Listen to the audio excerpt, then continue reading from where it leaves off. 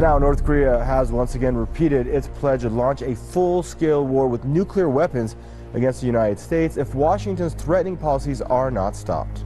Now that we possess mighty nuclear power to protect ourselves from U.S. nuclear threat, we will respond without the slightest hesitation to full-out war with full-out war, and to nuclear war with our style of nuclear strike, and we will emerge the victor in the final battle with the United States. This morning with a concerning and blunt message from North Korea, which has threatened a nuclear strike on Australia. The warning from the rogue nation was sparked by comments made by our Foreign Minister, Julie Bishop. Korea's long-term interests would best be served by ceasing its nuclear weapons and missile program and improving the welfare of the long-suffering, impoverished people. Well, that is what she has said that has sparked North Korea's anger. So let's go to Nine's Brett McLeod, who's in South Korea for us this morning. Good morning, Brett. Just how serious is this nuclear threat? Well, look, we're used to very bellicose words coming from North Korea. Certainly here in Seoul, they hear them regularly. But this is the first time Australia has been mentioned directly. And you look at the words themselves. First of all, the local news agency is quoting officials from Pyongyang saying, if Australia persists in following the US, this will be a suicidal act of coming within the range of the nuclear strike of the strategic forces of the Democratic People's Republic of Korea, also known as North Korea. Julie Bishop herself gets a direct shot. The Australian Foreign Minister had better think twice about the consequences to be entailed by her reckless tongue-lashing for flattering the US. As with most of his 10-day tour of the Asia-Pacific, North Korea dominated talks. The US Vice President has been keen to reassure allies in the region that a nuclear crisis can be averted, and he's looking to China for the breakthrough. We truly believe that as our allies in the region and China bring that pressure to bear, that there is a chance that we can achieve a historic objective of a nuclear-free Korean peninsula. China has the opportunity, and we say the responsibility, to bring pressure to bear on North Korea to stop this reckless and dangerous trajectory upon which they are embarked. The united front comes after a shaky start to the relationship between the Trump administration and the Australian government. President Trump reportedly blasted the Australian Prime Minister over a refugee resettlement deal struck with Barack Obama. But the administration confirmed it's still on and that their bond remains strong. Australia is, and always will be, one of America's closest allies and truest friends. The U.S. will accept up to 1,250 refugees from offshore detention centers near Australia. Vice President Mike Pence says the U.S. will stand by the deal made under former President Barack Obama. In a nutshell, the U.S. will take refugees currently on the island nation of Nauru and on Papua New Guinea's Manus Island. And in return, Australia will resettle refugees from Central America. North Korea threatens China's aftermath. North Korea warns its neighbors will face a disaster in bilateral relations if they continue to impose economic sanctions on North Korea. North Korea seems to have asked China not to increase its fiscal sanctions, warned of the catastrophic consequences of its bilateral relationship if done so, according to Yonhap news agency.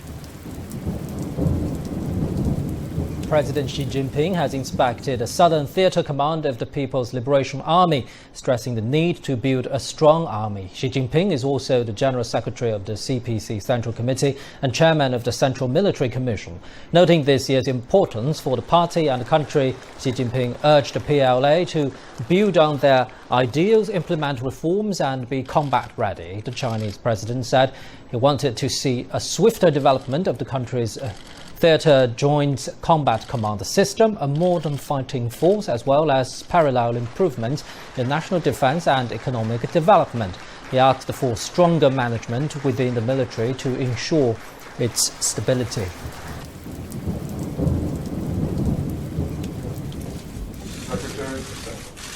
We sense a great change in the direction of American policy.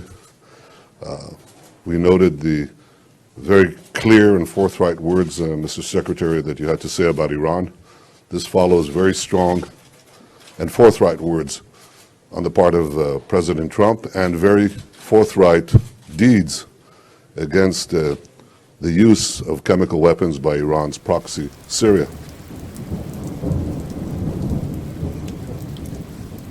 Effectively, we are on the tri-state border, meaning we are literally between Israel, Jordan, and Syria. The villages around us here are all controlled by the Islamic State affiliate, and we see them frequently on this hill. We see them training, acrobatics, running, and we've even heard them firing, shooting, target practice. It's around 40,000, 50,000 Syrian residents that live in that area, with about 1,000 Islamic State operatives that manage the area. Just a few months ago, we had ISIS affiliates target an IDF patrol that were operating not far from here. They targeted them, they actually missed, and in our response, we killed 4 of their operatives, took out their position. They had actually set up their position in an abandoned United Nations facility, so that is now no longer poses a threat.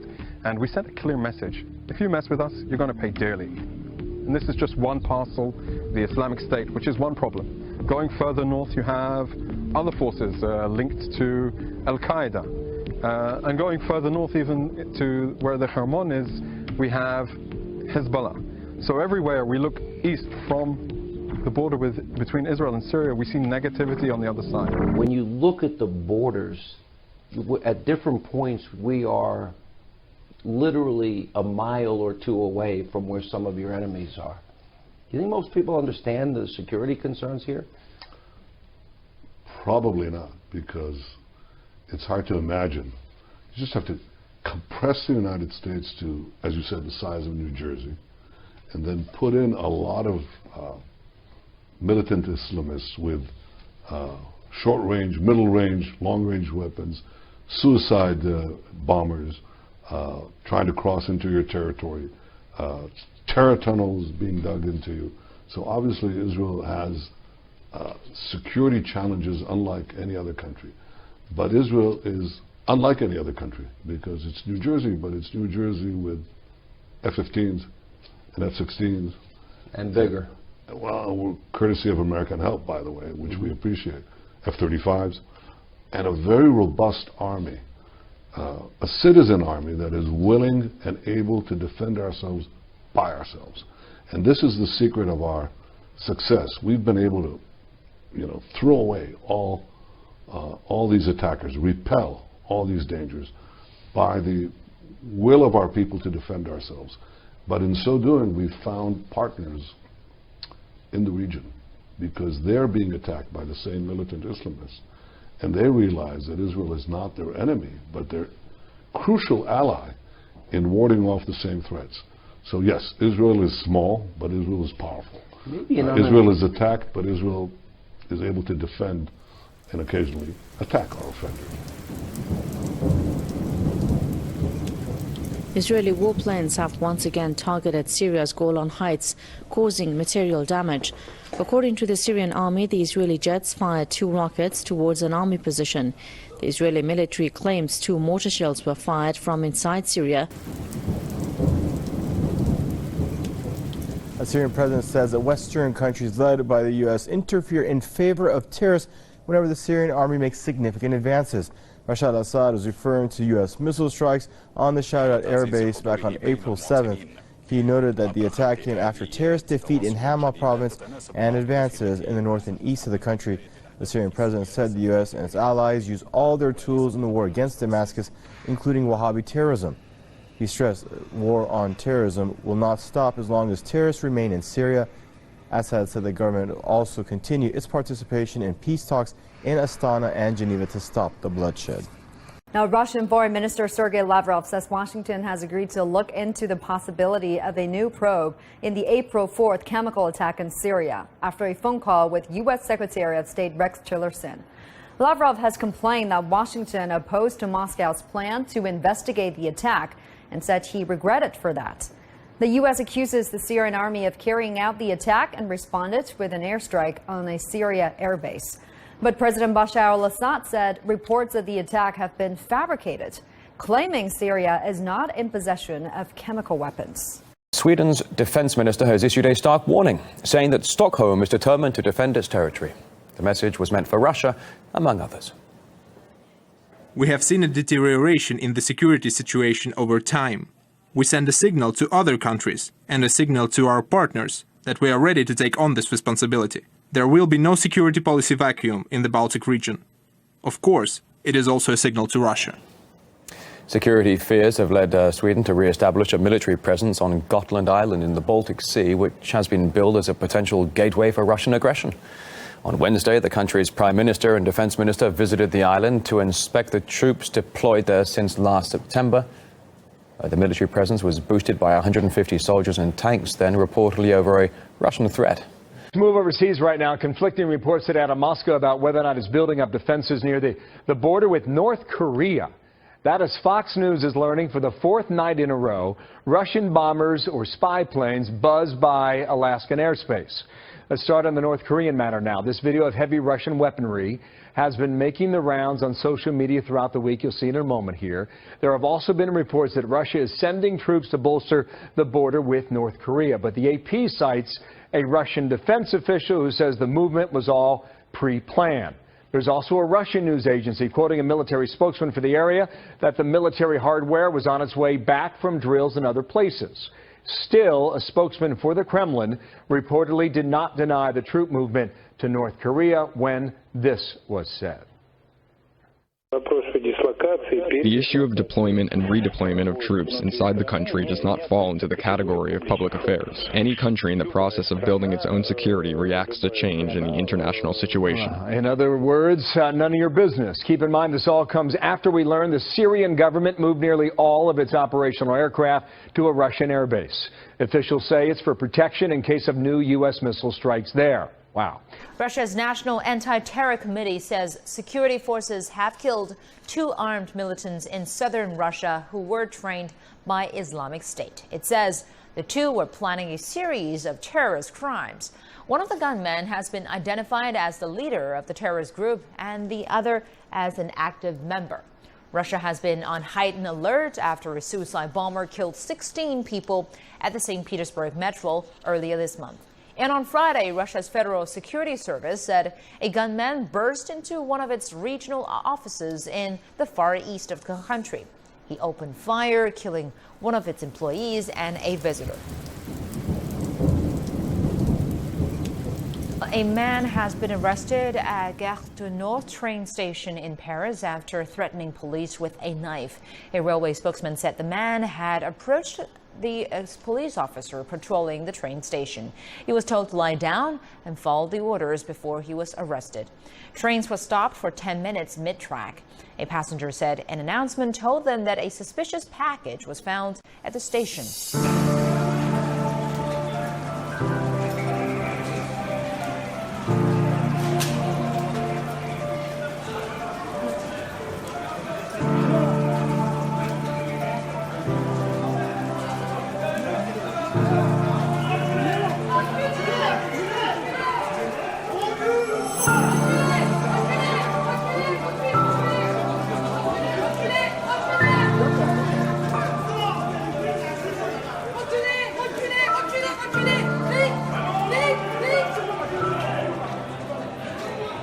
Several hundred illegal African migrants have stormed a town hall in the southeastern suburbs of Paris.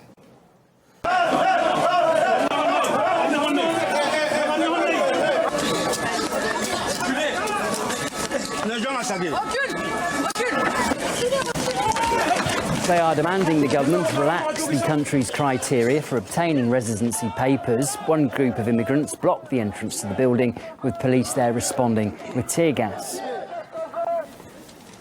Our mayor, who is also a senator, backed laws which make life more difficult, not only for illegal workers, but for many other working people.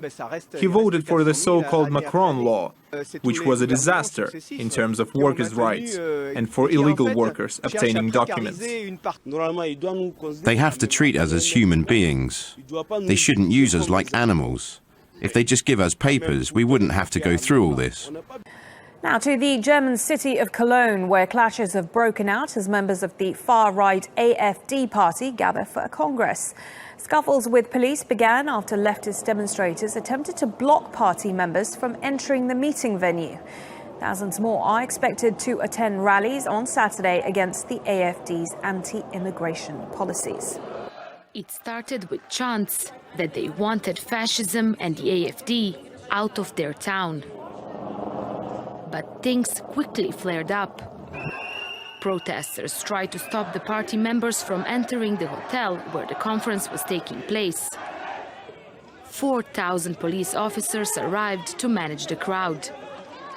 Despite what had unfolded outside, the anti-immigration and anti-Islam party went ahead to discuss their policies ahead of the election in September. Next to that presidential election in France capturing much of the world's attention, violent protests breaking out the day before voters head to the polls. As ABC's Alex Marquardt reports, it is one of the most contentious contests in memory, with one of the leading candidates being compared to President Trump. Tonight, France bracing for a contentious election. Divisions on full display on the streets of Paris today as trade unionists clashed with police. The effects of the vote will be felt around the world. An election now even more uncertain after Thursday's attack on the Champs-Élysées that left one policeman dead. President Trump telling the AP the attack would probably help far-right candidate Marine Le Pen, whose campaign has been compared to Trump's, as she promises to pull France out of the EU and vows to crack down on immigration and Islamic extremism. The Islamist ideology cannot be spread in France, she proclaimed at a final rally. Russian President Vladimir Putin showing his support for Le Pen in a surprise meeting in March. But she faces a tough battle, neck and neck with three other candidates for a spot in the second round, each trying to convince their voters her radical proposals are not the way to go. Among them, Emmanuel Macron, a 39-year-old upstart centrist who has never held elected political office. Former President Barack Obama calling to offer his support. I wish you all the best. Residents in a Washington district have been displaying their political colors in what's become a banner battle on the balconies. Now, this building behind me is an apartment block in the center of the U.S. Capitol, and it's just across the street from the stadium of Washington, D.C.'s baseball team, the Nationals. Now, in the past, people have used decorations on their balconies to express support for their team, but now it's becoming a canvas for political statements. It started out with just signs supporting Black Lives Matter and gay rights, but the real controversy erupted with these two floors. When a Trump banner appeared on the balcony, the neighbors downstairs put up a sign that said "Nope" with an arrow pointing at Trump. The Trump banner was then replaced with a banner showing Hillary Clinton. When the "Nope" and arrow sign was removed, the Trump banner was replaced. It's a political hotbed right now, the country. Definitely in the city, not everybody's a big fan of Trump, so probably hence the argument. It's very volatile still. Yeah. It was a very controversial election that people are still talking and not happy with the result. The landlord of the apartment block has informed residents that they must remove all displays, whether political or not, by May 1st, or else they will be fined. The controversy shows that 5 months after the election, Americans are just as divided as ever.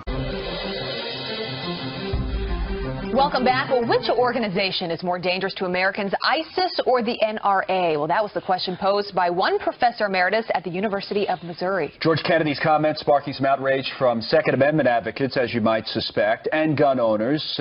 Welcome back. Well, Harvard is now declaring that your gender can change from day to day. The school's Office of BGLTQ Student Life now fighting transphobia with a pamphlet laying out the concept that gender is, quote, fluid and ever-changing, and that transphobic misinformation is a form of systemic violence.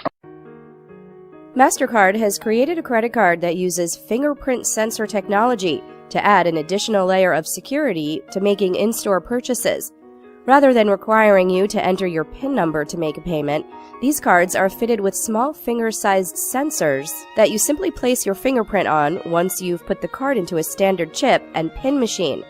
The payment process doesn't appear to change in any way, other than that instead of entering a PIN, you simply press your finger onto the card. Samsung's new smartphone, the Galaxy S8, which hits shelves today in Korea, features iris recognition technology. Customers can now complete the mobile payment process by just looking into the iris scanner. No passwords, pins, or fingerprints needed. Last year's Galaxy Note 7 also featured iris recognition, but this is the first time for it to be used to confirm payments on smartphones. South Korea is taking steps toward becoming a coinless society. Beginning April 20th, shoppers at major convenience stores like 7-Eleven can deposit coin change from purchases onto mobile cards. The Korea Herald says the country is working to become completely coinless by 2020. The Korea Herald also reports a recent survey by the Bank of Korea found 63% of respondents don't use coins because they're inconvenient. The survey also found over half of respondents want to go coinless. Besides the fact that many South Koreans just don't like using coins, South Korea also wants to phase them out because they're expensive to produce. Recent rain in California virtually ended the state's historic drought, but it's also created muddy, unworkable fields, sending prices for everything from kale to cauliflower soaring. The famed agricultural region just south of Silicon Valley is known as America's Salad Bowl, which supplies more than 60% of the country's leaf lettuce and almost half of its broccoli. This year, there are patches of brown, unplanted dirt. Jared Stoffel, vice president of operations at Taylor Farms, said in an interview, "No matter whether you live here or you live in Boston, you're going to see the impact on supply and prices." Heavy rain and storms swept across the southern plains Friday. Severe flooding, hail and winds pummeled Oklahoma, leaving thousands without power.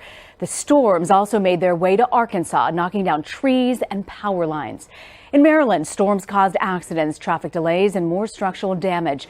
Video from the town of Kensington shows a tree that cut through one couple's home. Fortunately, nobody was injured.